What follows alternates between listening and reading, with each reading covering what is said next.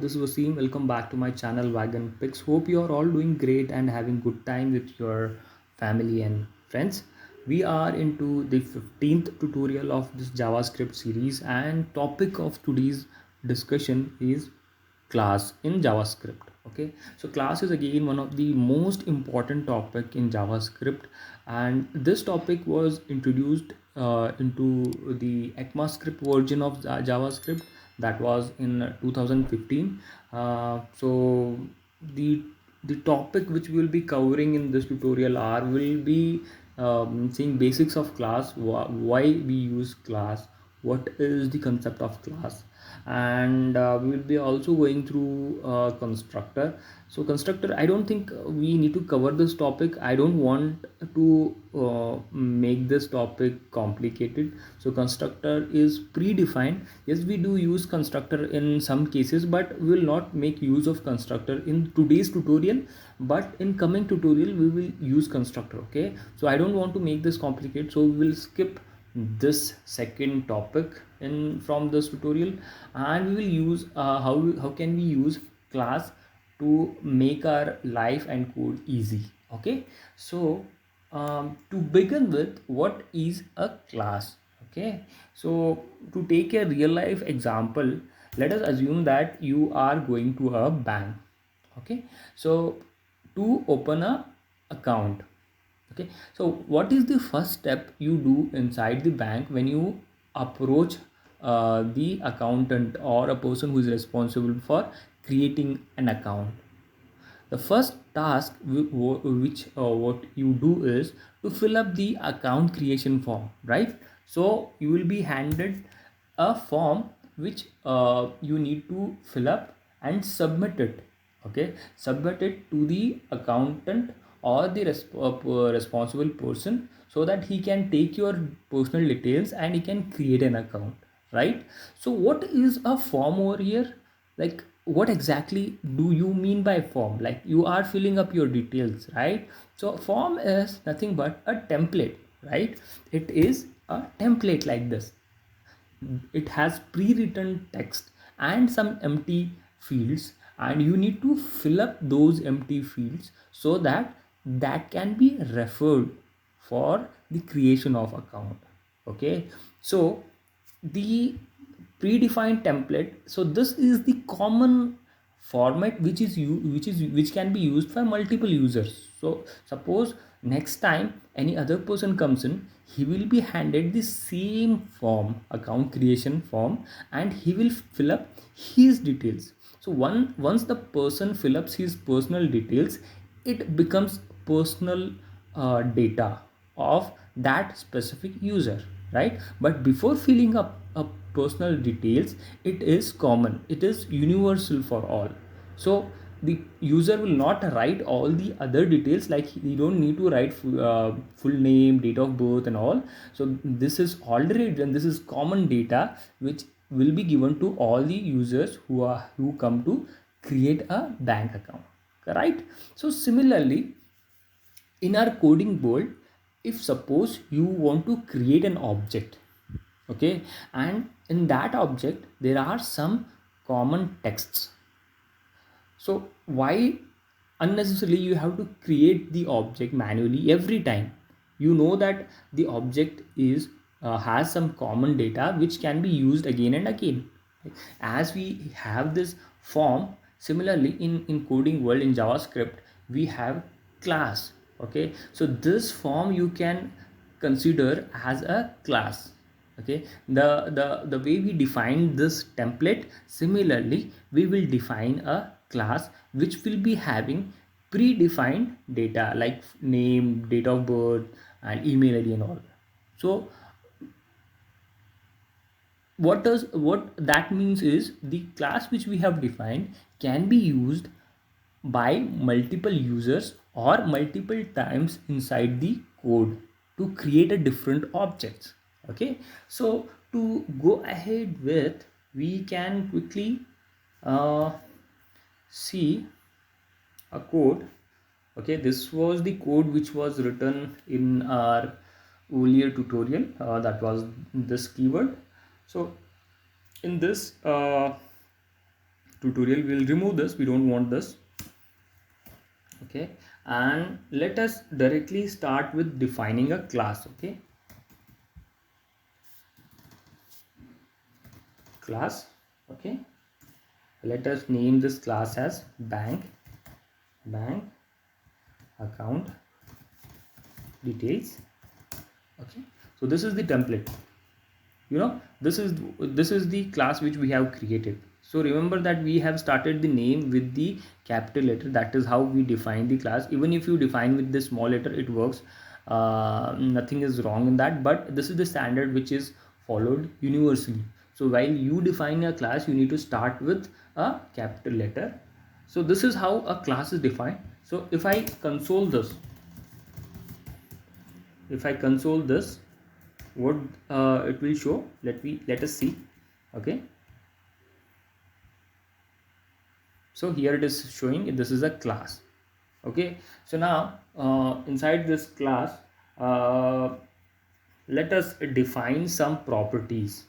Okay, I will remove this console, we don't want this console, and we'll define some properties. Let us take the same example which we saw in this. We'll take a name, we'll define a name, and this name is a method. Okay, we have seen in our earlier tutorial that method is a function defined inside the object.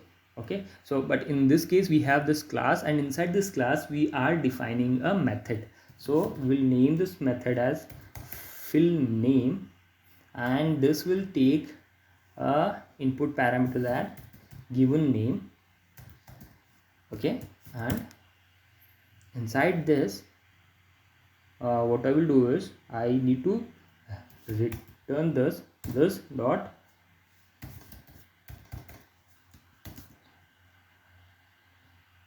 return. This will return the input given name. Okay, so this is the method, and this method takes the given name as parameter, and this dot username. What is this?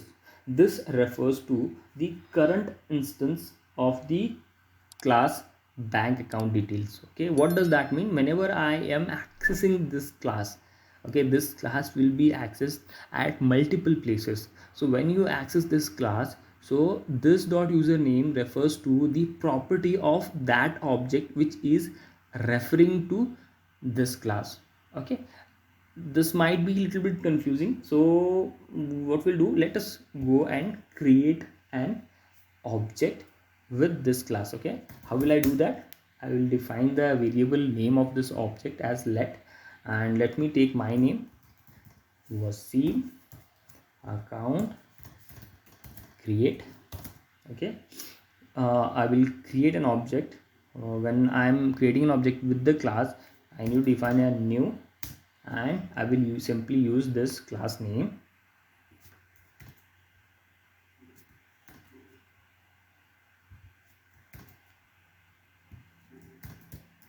Okay, so in this, what I have done, I have accessed this class and I have created an object. Okay, now if you want to see what is there in this object, you can just console this out. I have taken this class as a reference instance, and I have created this class. So this object, this is an object, and this object will have this property. Okay, and the property will have this username, okay, as a property. So now I have not defined the property yet, I have not given the name for this. So when you refresh this, see, it is showing as an object over here, but right now it is blank. So we need to access this property. To access this property, we need to define what username is. So how will I do that? I will simply come to this line, and I will take this object dot, we'll call this fill name. Okay, and I will set the name as Wasim. Okay, now what we have done, we have taken this object, okay, and this object is referring to this class, and inside this class we had a property called username, and we have set the name as Wasim to this object. Remember that, for this object only. Okay, so now when I refresh this, username Wasim has been set. Okay, so similarly, if I want to add multiple properties to this class, how can I do that? I will take a different parameter like fill dob, and that is date of birth, and input parameter is dob. Okay, this dot user dob should be equal to the incoming dob, right?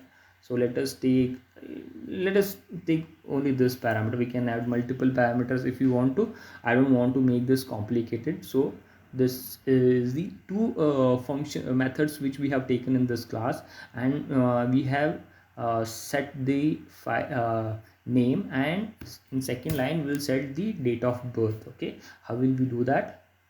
I will again access this object dot fill dob. Okay, I will take this as number 123.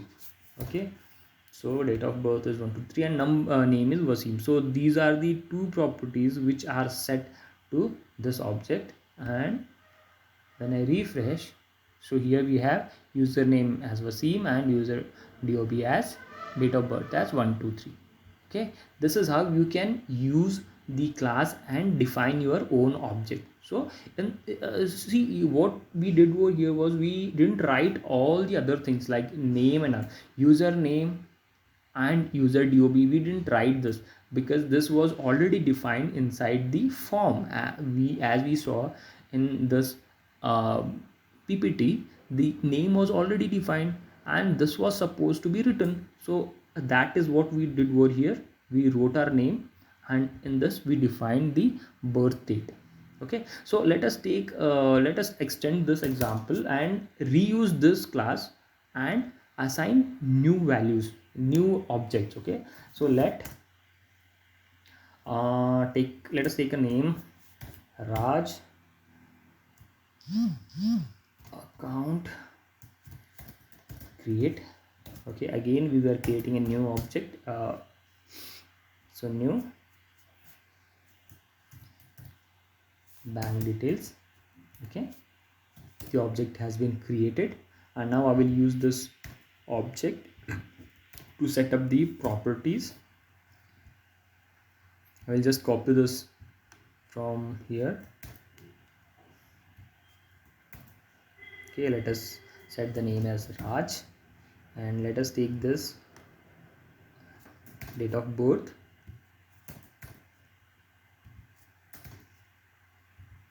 We need to call this object, oh sorry, we need to define, let us take different number over here, 678. Okay, so second user, we saw that first user was Wasim, who used this class and defined his object, and second user is Raj, who has filled up the form. Okay, now when this was the we need to console this, console Raj account create. So first console is Wasim account, and second console is Raj's account. So when I refresh this, see here the first one was Wasim. You should focus on the common terms which we have defined in class, the username and user dob. These are the terms which are defined in the class, and these were the terms which were sent to the class as a fill up form details. Okay, so this is how we can reuse the class and create our own object. Okay, so you can add multiple values, and this will certainly reduce your effort. You can define a class at the top, and you can reuse wherever it's required. Okay, so hope this topic is clear. I have made this very simple. Okay, I have not used constructor in this to make it very easy in understanding. So we'll use constructor in coming tutorials. uh, so if you have any questions related to the topic, do let me know.